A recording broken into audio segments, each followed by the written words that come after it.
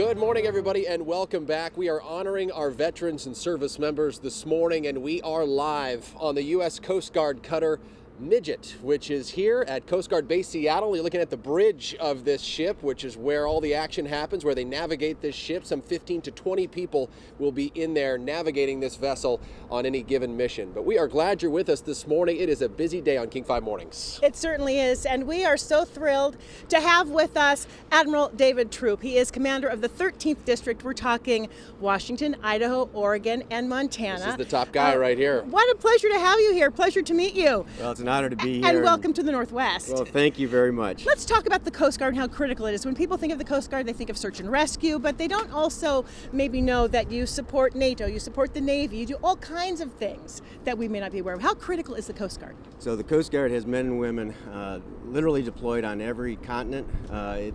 Most recently, when we'll be heading down to Antarctica, so we'll be on all 7 continents.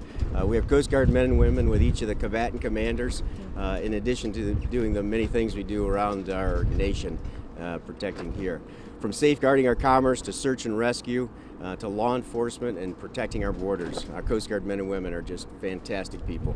And we know all about the missions out here on these waters, up into the Bering Sea, but also we were just talking off camera about how important the Columbia River is as well, and that's also your jurisdiction.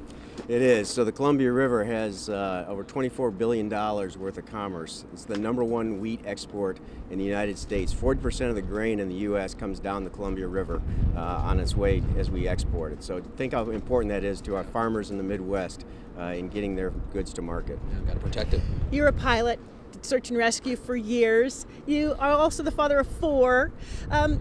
Why have you devoted your life to the Coast Guard? Well, it's #1, I would say, it's just this amazing organization that has just phenomenal people and the missions that we get to do.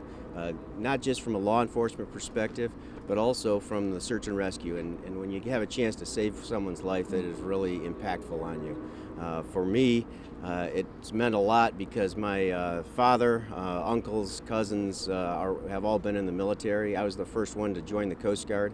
But my son is actually a Coast Guard veteran, so he joined the Coast Guard and is already a veteran. So very, very proud. It's a family business at this point.